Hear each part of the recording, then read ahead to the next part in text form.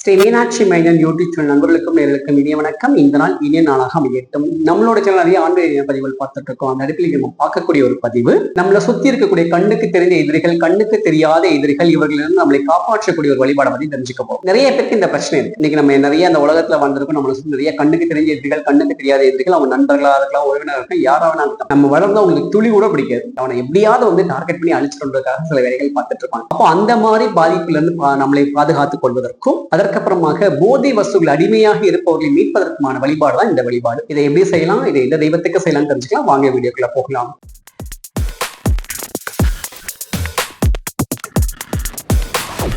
அஞ்சு முகம் தோன்றில் ஆறுமுகம் தோன்றும் வெஞ்சவர நெஞ்சில் வெய் தோன்றும் நெஞ்சில் ஒருகால் நினைக்க இருகாலும் தோன்றும் முருகாசரணம் கந்தாசனமின் ஒதூர் முன் திருச்சிற்றம்பலம் தில்லை எம்பலம். நம்ம வாழ்க்கை ரொம்ப அமைதியா சந்தோஷமா சாந்தமா போயிட்டு இருக்கு.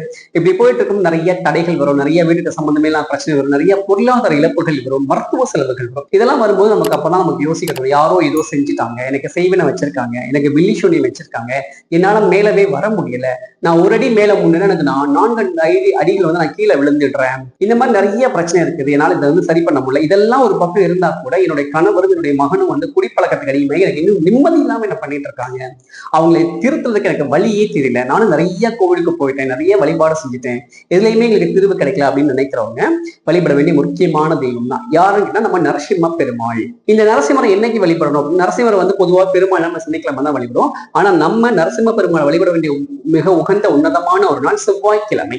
ஏன்னா நம்ம வந்து சைவத்துல வந்து முருகப்பெருமானை வந்து செவ்வாய்க்கு அதிபதியா வழிபடுற மாதிரி வைணவத்துல நரசிம்ம பெருமானை வந்து செவ்வாய்க்கு அதிபதியா வழிபடும் போது இன்னும் அற்புதமான பலன்கள் கிடைக்கும். ஏன்னா நரசிம்மர் மிக உக்ரமான ஒரு தெய்வம், கேட்ட வரத்தை உடனே தரக்கூடிய தெய்வம்.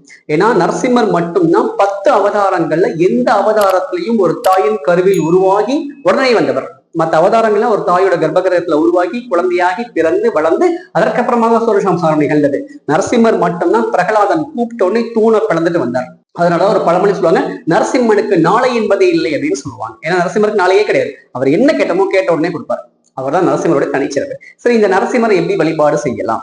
நீங்க எந்த ஊர்ல இருந்தாலும் சரி, நீங்க இருக்கக்கூடிய ஊர்ல பக்கத்துல பெருமாள் வீடு இருந்தா கண்டிப்பா நரசிம்ம சிலைகள் சன்னிதானம் தனியாகவே இருக்கும்.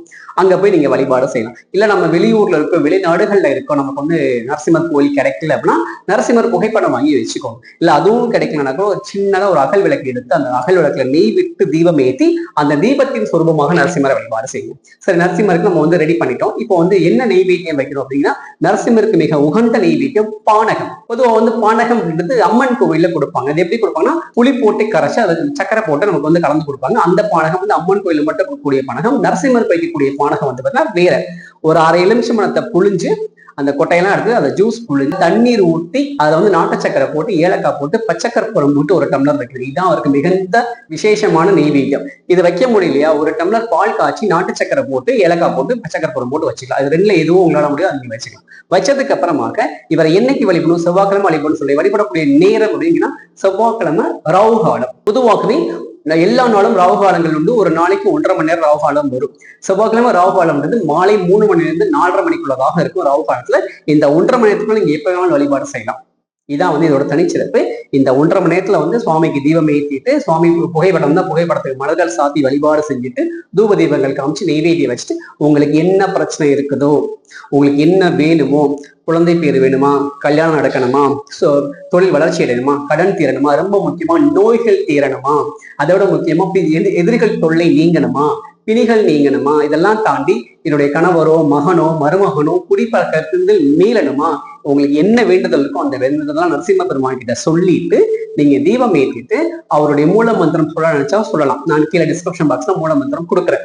உங்களால அதை சொல்ல முடியல, அதை சமஸ்கிருதத்துல இருக்கு அப்படின்னு நீங்க நினைச்சா பிரகலாதன் சொன்ன மிக உயர்ந்த உன்னதமான 8 மந்திரம் ஓம் நமோ நாராயணாய நமக அப்படின்ற மந்திரத்தை 21 முறையோ 51 முறையோ 108 முறையோ உங்களால எத்தனை முறை சொல்ல முடியுமோ உங்க வேண்டுதலை சொல்லி சுவாமி முன்னாடி தீபம் ஏற்றி நெய்வேத்தியை வச்சுட்டு தூப தீபங்கள் காமிச்சுட்டு இந்த ஓம் நமோ நாராயணாய நமக அப்படின்ற மந்திரத்தை உங்களால எத்தனை முறை சொல்ல முடியுமோ அத்தனை முறை சொல்லி வழிபாடு செஞ்சு பாருங்க. அதிகபட்சமா 12 வாரத்தை உங்களுக்கு ரிசல்ட் கிடைச்சிடும். வழிபாடு செய்ய செய்ய உங்களுக்கு வளர்ச்சி கிடைக்கும். அப்படி செஞ்சுட்டே இருக்கும்போது நீங்க கேட்ட வேண்டுதல் ஒன்று நாள் நடக்க ஆரம்பிக்கும். ஆனா செய்யற வழிபாட நம்பிக்கையோட, உள்ளன்போட, உண்மையான பக்தியோட செய்யணும். இன்னைக்கு நிறைய பேர் செய்யறது என்னன்னா, நான் எல்லா கோயிலுக்கும் போயிட்டேன், எல்லா சாமியும் கும்பிட்டேன், ஒரு சாமியும் கேட்கல, நான் கோயில் போகணும்னு கேட்கறாங்க. அப்பதான் கேட்கக்கூடாது. பிரச்சனைகள் வரும்போது மட்டும்தான் இறைவனை இன்னும் மிருகப்படுத்திக்கணும். அப்பதான் நமக்கு வந்து தீர்வு சீக்கிரமா கிடைக்கும். சரிங்களா? இந்த முறையில் செவ்வாய்க்கிழமையில நரசிம்ம பெருமான் இப்படி வழிபாடு செஞ்சு பாருங்க. உங்க வாழ்க்கையில மிகப்பெரிய வளர்ச்சி நரசிம்ம பெருமாள் தருவார். ஏன்னா அவருக்கு அவ்வளவு சிறப்புகள் உண்டு. நம்ம வந்து பெருமாளானே நம்ம சனிக்கிழமை தான் போயிட்டு இருக்கோம். நரசிம்ம பெருமான் செவ்வாய்க்கிழமை வழிபாடு செய்ய வேண்டிய அது அற்புதமான தெய்வம். இந்த நாளில் இந்த நேரத்தில் சுவாமி வழிபாடு செஞ்சு பாருங்க, உங்க வாழ்க்கையில பெரிய வளர்ச்சிகள் வரும். நான் நரசிம்மனுக்கு நாளை என்பதே இல்லை.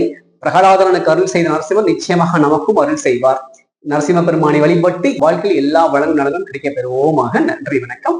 வான்முகில் வளாதே வேக மலிவளம் சுரக்கமன் நன் போன்முறை அரசு செய்ய குறைவிலாதீர்கள் வாழ்க. நான்மறை அதங்கொள்ளுங்கள் நற்றவம் வேள்வி மல்க மேன்மிகு செய்வனதை விலங்க உலகம் எல்லாம். திருச்சிற்றம்பலம் தில்லை எம்பலம்.